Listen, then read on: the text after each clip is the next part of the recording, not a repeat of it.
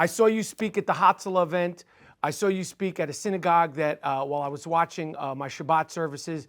You've been very outspoken about the anti-Jewishness. I don't call it anti-Semitism. It's anti-Jewishness shit that's been going on here in New York.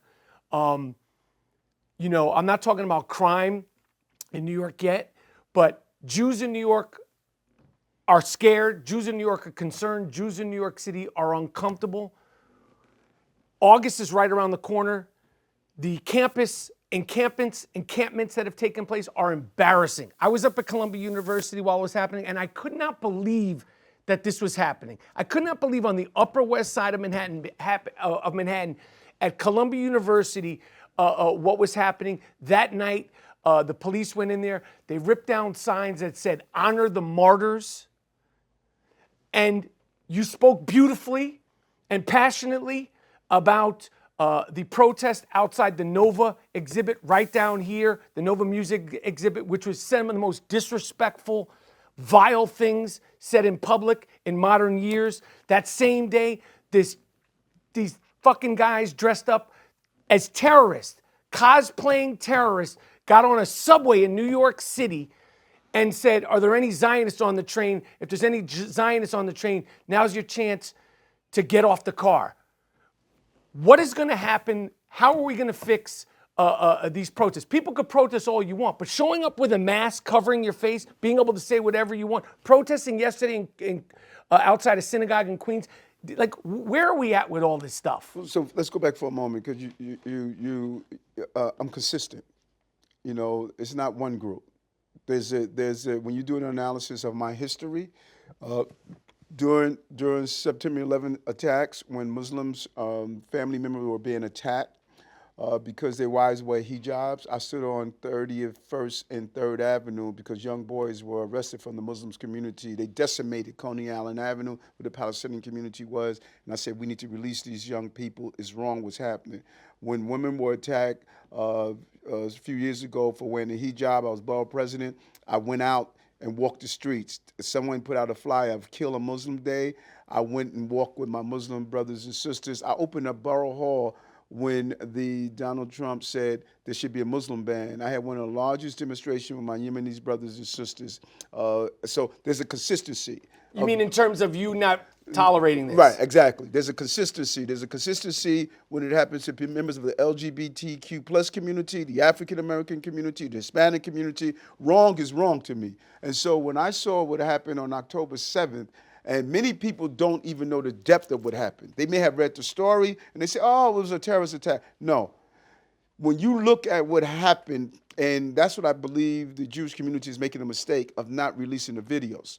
People need to really see. Where can you release them though? Because I'll tell you, on social media, you can't. I've released stuff on Instagram, Facebook, and I got Instagram, Facebook, Meta of Tel Aviv backing me up. They're telling me, yo, it's going to get taken down no matter who releases it. Yeah, we did what they did over in the Nova exhibit downtown. The chancellor took a group of superintendents there. People need to see what really happened. They don't know what really happened. I agree. And what people need to really understand is when you walk around here and it has become chic and it has become this popular thing, oh, I am Hamas, I am Al-Qaeda, I am Hezbollah, all that's sexy. Hamas would kill them. Someone came up with someone was marching up the day. Tell them that, Mr. Mayor. Someone was marching up the day saying gays for Hamas. Right. I said, are you for real? Who are you kidding? Hamas killed Christians.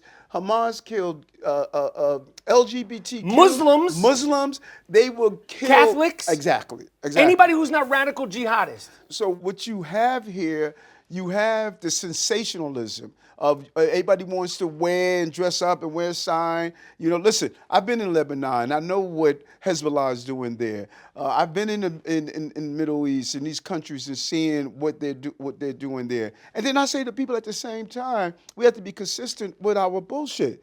Don't tell me that you're concerned so much in one part of the region, but you're ignoring what's happening in Haiti. You're ignoring what's happening in Sudan. You're ignoring what's happening in South and Central America and in West Africa.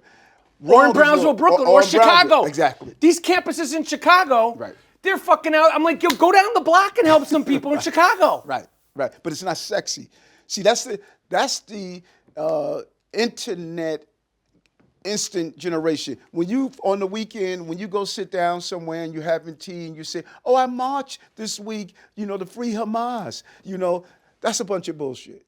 And you're acting like that you are conscious of saving humanity. If you are conscious of saving humanity, then be consistent with your stuff. Right here in this region, we're seeing what's going on in Haiti. August is coming. School's going to be back. College campuses are going to be open. New York, Columbia, NYU, and the schools here out in Long Island. How can Jewish kids feel safe? How are we going to avoid what happened at Columbia, NYU? What can happen? Well, and also to double that up, I know you've talked about it, and I know it's a governor thing. The keffiyeh scarves, right? Mm-hmm. The cosplay. You can protest, but when is it going to be against the law to do this and cover your face? Used to be against the law until COVID happened, and now it's allowed. I strongly believe, as you know, I pushed even before October 7th. I was talking about don't allow people into your place of business with a mask on or until they temporarily remove it so you can see it. A lot of people are committing crimes, both hate crimes and crimes against everyday working class people. I'm a big believer we need to do away with wearing masks in protest. The governor is contemplating to bring that law back because the law was in place. So when we talk about for safety on our campus. How long would it take if the governor said, I agree to do that? It depends on her. She could like a week, 2 weeks? How does that work? The law has to be changed back. It has to go back to the lawmakers up in Albany, the Senate and Assembly. They're going to have to agree on it, and it has to be passed to make it happen. So how long generally does that happen? It depends. They're out of session now. If she could make the determination, or the leaders up there could say, do we want to come back and deal specifically with that? Or it could wait until next session happen. When is that? That's in January. They go back. That's not acceptable. Yeah, well, Mayor Adams, that is not acceptable. That is not acceptable. It's disgusting and it's embarrassing to the city that it's going on. That shit that happened outside the Nova Festival, and you spoke on it. Mm-hmm. This fucking guy on that train, and I know he got arrested, it's unacceptable that you could say these things. Well, I know it is extremely challenging for people to actually actualize, but I'm not the state lawmaker. I get it. I'm the city lawmaker. I'm the mayor of New York. So how can the people, the big mouths like me, there pressure you are. it till January? I like that. What often happens, no matter whatever happens bad in one's day, they look for the mayor. Someone stopped me the other day and said, "I'm getting divorced, man. It's your damn fault." So everyone knows the mayor. That. But I like to be clear. There are roles that I have, and there are roles that they have, and I got 99 problems. I got it. I don't want to finish the sentence. But you got 99 problems. But a keffiyeh scarf at a rally screaming anti-Jewish things is absolutely one. So tell me this. Yeah. How can it be fast-tracked? Give me a suggestion. And something that I ask every time when I'm in a room full of people, who's your state senator? I don't know. Who's your assembly person? I don't know. Who's your city council person? I don't know. Who's your mayor? You. So one must do an analysis of who represents me and are they representing me based on the things that are important to me. The disengagement that we have until the mess hit the fan, then everyone wants to be engaged. We need to be proactive and say, okay, here's my state senator. Where do you stand on this issue? Why aren't you saying we need to vote on this right now? We all need to know who our assembly person, our state senator, our council person, and all those who represent us. There's a real need of a civic lesson so we can reclaim the narrative of our city. I get it, and I hear you, and I knew you were going to answer that question like that because I know it's out of your hands.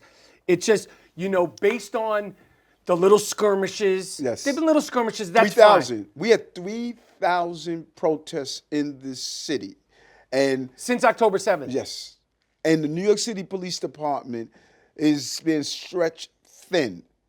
Some of these cops are doing 12-hour, 13-hour tours to make sure that these cities are not, this city's not going to become what other cities are doing. They've been monitoring this. Now, a lot of people say to me, Eric, well, just stop it. I can't. It's against the law. Wait, the protest. Exactly. I can't. But we have been stopping from blocking bridges, blocking tunnels, from using flame. We have fully used our power to make sure that our city doesn't go up in flame. I see it, I get it, and I'm concerned about it because It should be. there's little pushing and fighting, and I think that if you go to these rallies, that's kind of like you're looking for that on both sides of it. It becomes like capture the flag or kick the can or something like that. But I am concerned that something worse is going to happen. And you should be. You should be. And I'm very candid about it that I've never seen this level of comfort in being anti-American and being anti-Jewish and being anti-anti. The minority leader of the council, he was with me yesterday when we were talking about the Donald Trump shooting, and he said something that was really profound and powerful. He says, anger is one thing, hate is another.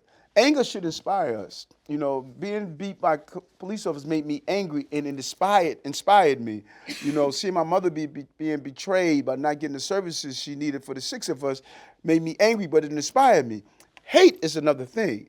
Hate is calling out to destroy and kill Jews. Hate is saying destroy America. That's hate. Hate is taking an automatic weapon, sitting on the roof and shooting Donald Trump because you have a disagreement with his policy. Instead of saying, I'm angry, so I'm going to mobilize and get the candidate I run or run for office. So we are dealing with hate right now in this country and really across the globe. People believe I need to harm you because of I hate you. And that's what we're really fighting against.